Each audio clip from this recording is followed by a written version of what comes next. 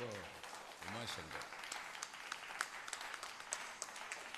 உன்னை என்னப்பா சுகமே தானே தலைப்பு. ஏன்னா அதை மறந்துடக்கூடாது, அதுக்காச்சு. நந்தவனத்தில் மலர்ந்திருக்கிற பூக்களே, இந்த பூந்தோட்டத்தினுடைய காவல்காரர்களே, விஜயகாந்த் அவர்களே, அருமையான இந்த பட்டி மண்டபத்தை தலைமையேற்று நடத்தி கொண்டிருக்கக்கூடிய பெருமைக்குரிய பேராசிரியர் ஐயா அவர்களே, இந்த அருமையான பட்டி மண்டபத்தில் வாதிட வந்திருக்கக்கூடிய பெருமைக்குரிய சான்றோர் பெருமக்களே, ஏனைய அன்பர்களே, இந்த அருமையான நிகழ்வை கண்டு ரசித்து கொண்டிருக்கக்கூடிய ஒரே துறையை சார்ந்தவர்கள் ஒரு நிகழ்வை ரசிப்பதுங்கிறது அதுக்கெல்லாம் ஒரு பெரிய மனசு வேணும். நடுவர் அவர்களே, நான் சொல்றது சரிதான் நினைக்கிறேன். ஒரே துறையை சார்ந்தவங்க இன்னொரு அணி பேசும்போது முதல் வரிசையில் உட்கார்ந்து அந்த பேச்சை ரசித்து கைத்தட்டி கண் கலங்கி இப்படி அமர்ந்து கேட்கறதுக்கு ஒரு தனி மனசு வேணும். அப்படிப்பட்ட பரந்த மனசுள்ள என் பெருமைக்குரிய அம்மா வாசுகி மனோகரன் அம்மா அவர்களே, அருமையான ஒலிபெருக்கி வசதியை செய்து கொடுத்து கொண்டிருக்கக்கூடிய தொழில்நுட்ப கலைஞர்களே, புகைப்பட கலைஞர்களே, இந்த நிகழ்வை ஒருங்கிணைத்து கொண்டிருக்கக்கூடிய நல்ல நண்பர்களே, இந்த அருமையான அமைப்பை மிக அழகாக இந்த இடத்தை சுத்தமாக வைத்திருக்கக்கூடிய துப்புரவு பணியாளர்களே, அலுவலக நண்பர்களே, யாரையும் மறக்கல பாருங்க. எல்லோருக்கும் என்னுடைய அன்பான வணக்கத்தை மிகுந்த பணிவோடும் கனிவோடும் தெரிவித்துக் கொள்கிறேன். நல்ல கைத்தட்டல் கொடுக்கலாம், எல்லாருக்கும் நல்ல கைத்தட்டலாம். கைத்தட்ட தானே சொன்னாரு நடுவர் அவர்களே. எதிரணியிலிருந்து சகோதரி நிறைவா பேசும்போது சொன்னாங்க, மூக்கு கண்ணாடியை மறந்து வச்சுட்டு போனா நல்லா இருக்குமா, ஒரு ஆசிரியர் பள்ளிக்கூடத்துக்கு போக மறந்துட்டா நல்லா இருக்குமா, ஒரு பேச்சாளர் குறிப்பை மறந்துட்டா நல்லா இருக்குமா அப்படின்னு நிறைய மறந்து போறதை பத்தி சொன்னாங்க. ஆனா இந்த சபை ரொம்ப நுட்பமான சபைங்கிறதுனால நான் ஒரு வேறுபாடு சொல்றேன். அவங்க சொன்னது எல்லாமே மறக்கிறது சம்பந்தமா சொன்னாங்க. ஆனா தலைப்பு அது இல்லை. தலைப்பு மறதி சம்பந்தமா. நண்பர்களே, மறதி என்பது வேறு, மறத்தல் என்பது வேறு. எப்படி நான் வகுப்படுகிற மாதிரி ஆயிருமேங்கிறதுக்காக நான் ஒரே வரியில விளக்கம் சொல்லிடுறேன் நடுவர் அவர்களே. மறத்தலுக்கும் மறதிக்கும் என்ன? மறதிங்கிறது இயற்கையாக நடப்பது, இயல்பாக நடப்பது. மறத்தல் என்பது இப்போ உண்மையில இப்போ நீங்க எப்பவாவது என்னை திட்டிருந்தீங்கன்னு வச்சுக்கோங்க, எப்பவாவது திட்டிருந்தீங்கன்னு வச்சுக்கோங்க, நீங்க என்னை சரியான பாதையில் வழி நடத்துவீர்கள் என்கிற நம்பிக்கை எனக்கு இருந்தா நிச்சயம் அது ஞாபக மறதியாக போயிடும். அது அதனாலதான் சிவப்பிரகாச வள்ளலார் சொன்னார், வன் சொல் இனிதுன்னு சொன்னார். எப்படி வன் சொல் இனிது? அதுக்கு முன்னாடி ஒரு சொல் போட்டார் பாருங்க, மாசற்ற நெஞ்சுடையார் வன் சொல் இனிதுன்னு போட்டார். மாசற்ற நெஞ்சுடையார் வன் சொல் இனிதுன்னு சொன்னார். அப்போ மன்னிப்புங்கிற விஷயமே முதல்ல நாம மறந்தாதான் சார் வரும். மறக்கலைன்னா மன்னிப்பு நம்ம வழங்க முடியாது. மறந்தால் மன்னிப்போம், நினைத்தால் வஞ்சிப்போம். நினைச்சுக்கிட்டே இருந்தா வஞ்சிக்கணும்னு தோணுவதுக்கு வாய்ப்பு இருக்குதுன்னு சொல்ல வர்றேன். நண்பர்களே, மறப்பதுங்கிறது இயற்கை கொடுத்த வரம். எப்பவாவது இரவு நேரத்தில் தூக்கம் வராமல் நம்ம புரண்டுக்கிட்டே இருந்தோன்னு வைங்க, வீட்டில் உள்ள பெரியவங்க சொல்லுவாங்க, என்னடா எதையாவது நினச்சிக்கிட்டே தூங்காமல் இருக்கிறியா? சொல்லுவாங்களா இல்லையா? ஏங்க சொல்லுவாங்கன்னா கை தட்டுங்க. சொல்லுவாங்களா இல்லையா? என்னடா எதையாவது நினச்சிக்கிட்டே இருக்கிறியா? ஏய், எல்லாத்தையும் மறந்துடுறா, காலையில் பார்த்துக்கலாம்டா அப்படின்னு சொல்லுவாங்க. அப்படின்னா ஒரு நாள் தூக்கத்திற்கே நிறைய விஷயங்களை நாம் மறக்க வேண்டியது இருக்க, நிறைய மறக்க வேண்டியது இருக்கு. மறதியும் வேணும், லௌகிக வாழ்க்கையில் மறக்கிறதும் வேணும். ரெண்டையும் இணைச்சி தான் பேசணும். வெறுமனே மறக்கிறது மட்டுமே பேசிட்டு போயிட முடியாது. இயற்கையாக நாம் சில விஷயங்களை மறந்து போக வேண்டிய அவசியத்தில் இருக்கும். ஏங்க நான் இப்படி சொல்லவா, எல்லாத்தையுமே நினைவில் வச்சிருந்தோன்னு வைங்க, மண்டை சூடாயிரும் சார். மண்டை சூடாகி மெண்டலாக அலைய ஆரம்பிச்சிருவோம். இப்போ நான் ஒரு பள்ளியில் வேலை பார்க்குற இசை ஆசிரியர். நான் இசைக்கலைஞர்களை அப்படி முழுக்க ரொம்ப அழகா அவங்களுடைய திருவுருவ படத்தை வச்சிருக்கிறீங்க. அதுக்காகவே நந்தவனத்திற்கு 1000 பாராட்டுக்கள், 1000 பாராட்டுக்கள். வகுப்புக்குள்ள போய் நான் சொல்லிக் கொடுக்க வேண்டிய பாடம் என்ன? தியாகராஜர் கீர்த்தனை. ஏன் இசைக்கல்லூரில் நான் அதான் படித்தேன். தியாகராஜர் கீர்த்தனையும் முத்துத்தாண்டவர் கீர்த்தனையும் தான் நான் படித்தேன். பள்ளிக்கூடத்துக்குள்ளே போனவுடனே ஒரு நாள் எங்கள் தலைமை ஆசிரியர் கூப்பிட்டு, சார் நீங்கள் ஸ்ரீவில்லிபுத்தூர் ஆண்டாள் திருக்கோவிலில் நீங்கள் தியாகராஜர் கீர்த்தனை எல்லாம் கச்சேரி பண்ணதை நான் கேட்டிருக்கிறேன், எங்கள் மாணவர்களுக்கும் சொல்லிக் கொடுங்கன்னு சொல்லிட்டார் நடுவர் அவர்களே. நான் வகுப்புக்குள்ளே போனேன். 11வது வகுப்பு, இது 11th ஸ்டாண்டர்ட். உள்ளே போனவுடனே எங்கள் தலைமை ஆசிரியர் கூட வந்தார். டே சார் பிரமாமா பாடுவார்ரா சார், ஒரு தியாகராஜர் கீர்த்தனை சொல்லிக் கொடுங்கன்னார். நான் உடனே ஆரம்பித்தேன், தம்பி தியாகராஜர் கீர்த்தனை சொல்லிக் கொடுக்க போகிறேன். தியாகராஜர் யாருன்னு தெரியும்லடா அப்படின்னு ஒரு பையன் வேகமாக சொன்னான். தெரியும் சார், மம்பட்டியான் தானே அப்படின்னா ஒருத்தன். மம்பட்டியானா? என்னடா சொல்ற? சார் தியாகராஜர் பிரசாந்த் அப்பா தானே சார், தெரியும் சார் அப்படின்ட்டான் அவன். டே பிரசாந்த் அப்பா இல்லடா, இசை மும்மூர்த்திகள்னு 3 பேர், தமிழ் இசை மூவர்னு 3 பேர். அந்த இசை மும்மூர்த்திகள்ல முதல்ல யாரு? தியாகராஜர் இங்க இருக்கிறார், முத்துசாமி தீட்சிதர் இங்க இருக்கிறார், சியாமா சாஸ்திரிகள் இங்க இருக்கிறாங்க. அதுல தியாகராஜரான்னு சொல்லி தலைமை ஆசிரியர் திரும்ப பார்த்தேன். சார் தியாகராஜர்னு சொன்னால அவன் பிரசாந்த் அப்பாங்கிறான், இவனுக்கு தியாகராஜர் கீர்த்தனை வேண்டான்னு சொன்னேன். தலைமை ஆசிரியர் கேட்கல, சார் நீங்கள் பாடுங்க சார், எங்கள் பசங்க சூப்பராக கேட்பாங்க அப்படின்னாங்க. நான் உடனே தியாகராஜர் கீர்த்தனை பாடினேன். தோடி ராகத்தில் தியாகராஜர் இயற்ற கீர்த்தனை பாட ஆரம்பிக்கிறேன். நின்னு வீணா சுகமுகான, இது முதல் சங்கதி. வகுப்பே அப்படியே இதே மாதிரி அமைதி ஆயிடுச்சு.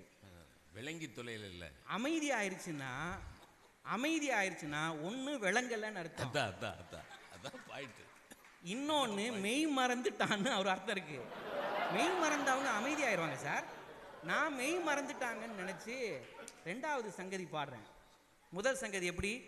நின்னு வீணா சுகமோகான.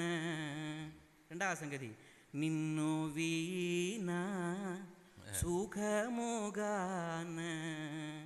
வகுப்பு அவ்வளோ அமைதி. ஒரே ஒரு பையன் மட்டும் இன்னொரு பையன் காதல் என்னமோ சொன்னான். நான் உன்னை எழுப்பி, எந்திரா, என்னடா சொன்னேன், என்ன சொன்னேன் அப்படின்னேன். சாரி சார் நான் ஒன்றும் சொல்லலை அப்படின்ட்டு உட்காந்துட்டான். பக்கத்தில் உள்ளவனை எழுப்பி கேட்டேன், டே என்னடா சொன்னான் அவன்? சார் அப்புறமா வெளியில் வந்து சொல்கிறேன்னா. சரின்னு வகுப்பு முடிஞ்சு வெளியில் போய் கேட்டேன், அவன் என்னை பற்றி என்னடா சொன்னான் அப்படின்னு. அவன் சொன்னான், உங்களை சாவுகிறாக்கிங்கிறான் சார்.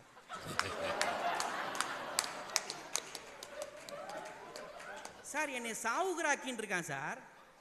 ஏங்க தோடி ராகம் பாடுறதே கஷ்டம். அந்த கீர்த்தனையை நான் மனப்பாடம் பண்ணி பல கச்சேரியில் பாடி சங்கதியெல்லாம் போட்டு எப்படி நின்னு வீணா சுகமுகான நீரஜ நயனா ராமா நின்னு வீணா.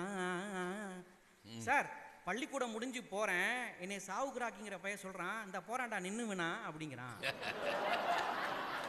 நின்னுவினாவா?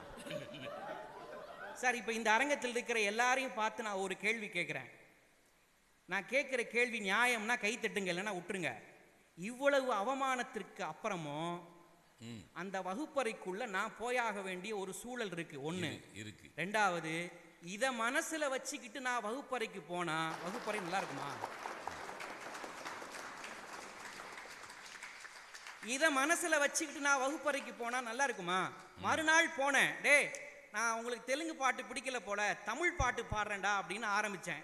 நீங்கள் இப்போ இந்த பட்டிமண்டபம் தொடங்குறதுக்கு முன்னாடி இசைக்கருவியில் வாசிக்கிற மாதிரி ஒரு கீர்த்தனை, மகாகவி பாரதியாருடைய கீர்த்தனை, SM சுப்பையநாயுடு அவர்கள் இசையில் ஒரு இசைக்கருவியில் அந்த கீர்த்தனையை ஒளிபரப்புனீங்க.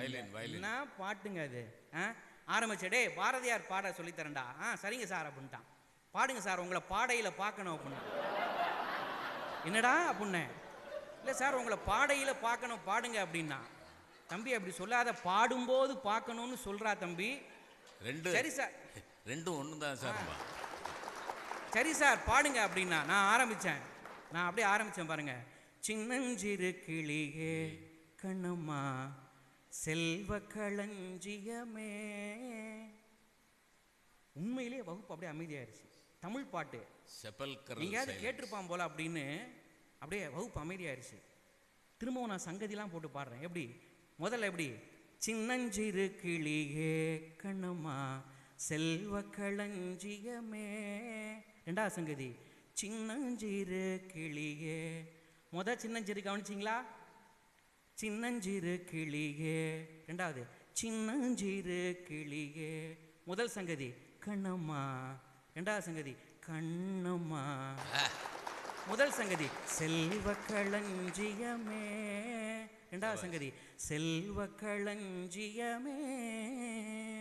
சபாஷ், சபாஷ். வகுப்பு pin drop silence sir, pin drop silence. ஆனா காமன் நேரத்துக்கு ஒரு முறை ஒரு சத்தம் கேட்டுட்டு இருந்துச்சு. என்ன தெரியுமா சத்தம்? காமன் நேரத்துக்கு ஒரு தடவை 3வது வரிசையிலிருந்து அவ்வளோ பேரும் தூங்குறான் சார், அவ்வளோ பேரும் தூங்குறான் சார். அப்பதான் நான் புரிஞ்சுக்கிட்டேன், உண்மையிலேயே புரிஞ்சுக்கிட்டேன். நடுவில் இன்னும் நான் தலைப்புக்குள்ளே வரல, அது முன்னே நீங்க தட்டிட்டீங்க, பரவாயில்ல. நீங்க நான் ஒன்று சொல்றேன். நடுவில் நான் முடிச்சிடுறேன். அந்த வகுப்பு எனக்கு கொடுத்த பாதிப்பை நான் மனசுலயே வச்சுக்கிட்டு இருந்தேன்னா அந்த வகுப்புக்குள்ள போக முடியாது. ஆனா என் மாணவர்கள் கொடுத்த பாடத்தை நான் நினைவில் வச்சுக்கிட்டா ஜெயிப்பேன். அதை நினைவில் வச்சுக்கணும். எல்லாத்தையும் மறந்துடணும் நாங்க சொல்ல வரல. மூக்கு கண்ணாடியை வச்சிடணும், பால் பொங்குறத பார்க்காம மறந்து, அதெல்லாம் சொல்ல வரல. நாங்க ஞாபக மறதி வேணும். அந்த பையனால தான் சார் நான் சம்பளம் வாங்குறேன், அதெல்லாம் நினைக்கிறேன் நான். ஆனால் சிலவற்றை நம்ம பட்ட அவமானத்தை மறந்து தானே சார் ஆகணும். நான் இப்படி சொல்கிறேனே, மகாகவி பாரதியார் எப்படியான வாழ்க்கை நமக்கு வேணும்னு கேட்டார் தெரியுமா? கடவுள்கிட்ட போய் கேட்டார். எப்படியா? ஒரு கிழவனுடைய அறிவு முதிர்ச்சி, ஒரு நடுவயதிற்கு இருக்கக்கூடிய ஒரு மனத்திடம், ஒரு இளைஞனினுடைய உற்சாகம், ஒரு குழந்தையினுடைய இதயம் வேண்டும்னு மகாகவி பாரதியார் சொன்னாரா? சொல்லியிருப்பார், சொன்னார்ல. ஆனா எனக்கு இதுல ஒரு சந்தேகம் இருந்துச்சு. அது ஏன் ஒரு சின்ன குழந்தையினுடைய இதயத்தை மட்டும் கேட்டார் அப்படின்னு எனக்கு சந்தேகம் இருந்துச்சு. கண்ணதாசன்கிட்ட போய் நின்னேன், அவர் தான் பதில் சொன்னார் எனக்கு. குழந்தையும் தெய்வம்னு ஒரு படம், அந்த படத்துல ஒரு பாட்டு இருக்கு. குழந்தையும் தெய்வமும் குணத்தால் ஒன்று, குற்றங்களை மறந்துவிடும் மனத்தால் ஒன்று. சபாஷ். குழந்தையும் தெய்வமும் குணத்தால் ஒன்று, குற்றங்களை மறந்துவிடும் மனத்தால் ஒன்று. நடந்ததெல்லாம் நினைப்பதுதான் துயரம் என்று, நடந்ததெல்லாம் நினைப்பதுதான் துயரம் என்று ஞானிகளும் மேதைகளும் சொன்னார் அன்று. குழந்தையும் தெய்வமும் குணத்தால் ஒன்று, குற்றங்களை மறந்துவிடும் மனத்தால் ஒன்று. என்ன அழகான பதில் பாருங்க. சின்ன குழந்தைகிட்ட நீங்க கோவிச்சு பாருங்க. என் பையன் 5வது வகுப்பு படிக்கிறான். என் பொண்ணுடைய பேர் சொன்னீங்க, யாழ் நங்கைன்னு தமிழ்ல பேர் வச்சுக்கிறேன்னு சொன்னீங்க. என் பையன் வீட்டுக்கு போனா ஒவ்வொரு முறையும் நீங்க சொல்லும்போது வருத்தப்படுறான் என் பையன். அது என்ன?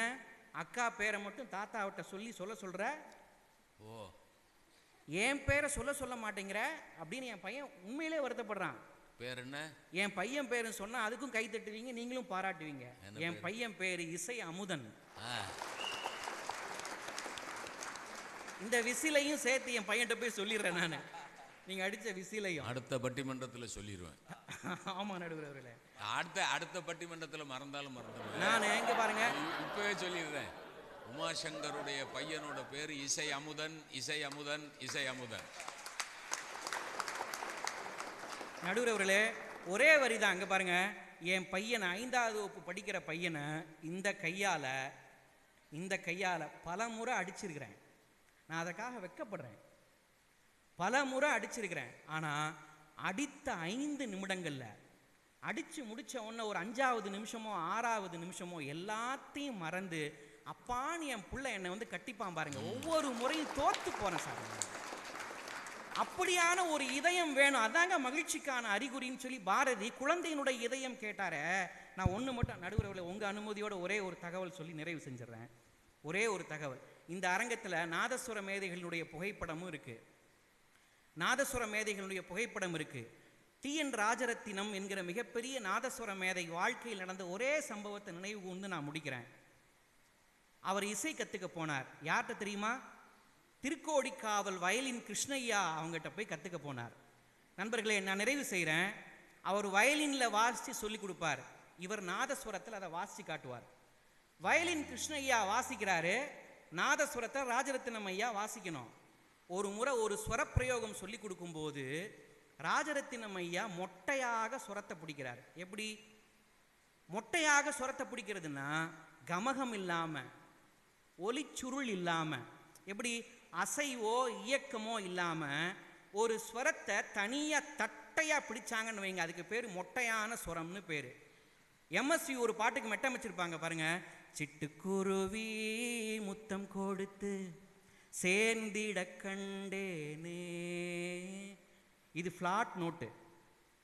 ஃபஸ்ட்டு சங்கதி ஃப்ளாட்டாக இருக்கும் பாருங்க, சிட்டுக்குருவி முத்தம் கொடுத்து, அது ஃப்ளாட்டாக இருக்கும். எப்படி பப்ப சரி கரி ச ஃப்ளாட் நோட்டு. செகண்ட் சங்கதி சுசீலா அம்மா பாடுவாங்க பாருங்க, அந்த அம்மா குரலில் கேட்கணும். இங்கே பாருங்க, சிட்டுக்குருவி முத்தம் கொடுத்து, ஃபர்ஸ்ட் செகண்ட் சங்கதி, சிட்டுக்குருவி முத்தம் கொடுத்து. எப்படி அந்த அந்த வீங்கிற ஒரு எழுத்தை வச்சுக்கிட்டு அந்த அம்மா கமகம், சிட்டுக்குருவி பப்பா சரி கரி மகாரி, அது அவ்வளோ அழகாக அந்த கமகத்தோடு பிடிப்பாங்க. இந்த கமகம் வாசிக்கலைன்னு சொல்லி, இது மாதிரி கமகம் வாசிக்கலைன்னு சொல்லி தன்னுடைய வயலின் வாசிக்கிற அந்த போ, அந்த வில்லை வச்சு ராஜரத்னம் ஐயா அவனுடைய மூக்கில் ஒரு குத்து குத்துனார். யாரு? வயலின் கிருஷ்ணய்யா. நடந்த சம்பவம். இதை ராஜரத்னம் ஐயாவே அவருடைய புத்தகத்தில் சொல்லியிருக்கிறார், வாழ்க்கை வரலாறுல இருக்கு. அப்போ மூக்கில் குத்துன உடனே சில்லு மூக்கு உடஞ்சி ரத்தம் ஒழுகுது. நாதசுரம் வாசிக்கிற ராஜரத்னம் ஐயா அவங்களுக்கு அவர் எழுதுறார், அவர் சொல்றாரு பாருங்க, அவரை என்னைக்கு குத்துனாரோ அன்னையிலிருந்து நான் ஸ்வரத்தை மொட்டையாவே பிடிக்கிறதில்லை, கமகத்தோட தான் பிடிப்பேன். அந்த கமகத்தோட நான் பிடிக்கிற அந்த வித்தையை பார்த்து தான் நாதஸ்வர சக்கரவர்த்திங்கிற பேரே எனக்கு வந்தது. இதையெல்லாம் சொல்லிட்டு அந்த ராஜரத்னம் ஐயா சொன்னது தான் பெரிய விஷயம். என்ன மாதிரி பல பேரை மூக்கில் குத்துனாரு. பாட்டு கற்றுக்கிட வந்த, இசை கற்றுக்கிட வந்த பல பேரை மூக்கில் குத்துனாரு. ஆனால் என்ன மாதிரி எல்லாராலையும் புகழ் பெற முடியல. ஏன் தெரியுமா? அவர் குத்தும்போது ஏற்பட்ட பாதிப்பை நான் மறந்துட்டேன், அவங்க மறக்கலை. அதனால இசை அவங்களுக்கு போய் சேரல. அந்த பாதிப்பை மறந்துட்டாரு, பாடத்தை நினைவில் வச்சுட்டாரு. நண்பர்களே, பாரதி எழுதுறார், மனதில் உறுதி வேண்டும், வாக்கினிலே இனிமை வேண்டும். அடுத்த வரி, நினைவு நல்லது வேண்டும். நல்லதை நினைவில் வைப்போம். நன்றல்லது, நீங்களே கோடிட்ட இடத்தை நிரப்புங்க, நன்றல்லது அன்றே மறப்பது. மறதியும் வேணும், மறக்கிறதும் வேணும். நன்றல்லதை அன்றே மறப்போம். நன்றி, வணக்கம். சபாஷ். ரொம்ப ஒரு பட்டிமன்றத்தில் ஒரு 10 நிமிடம் பேசியான்னு ஒருத்தனை சொன்னால் அவன் இசை வகுப்பு எடுக்கிறான். கமகம். ஆனால் அவர் பேசின பிறகு நான் இப்போ ஆடியன்ஸ்கிட்ட சொல்கிறது, எல்லாத்தையும் மறந்துடணும்னு சொன்ன உமாசங்கர் பேச்சை மட்டும் என்னைக்கும் மறந்துடாதீங்க. அப்படி மறந்தீங்கன்னா அதை மாதிரி ஒரு சுமை உலகத்திலே வேறு எதுவும் கிடையாது. அருமையாக பேசிட்டார். நிறைவாக நேரம் கருதி நிறைவாக சிவ சதீஷ் சுமை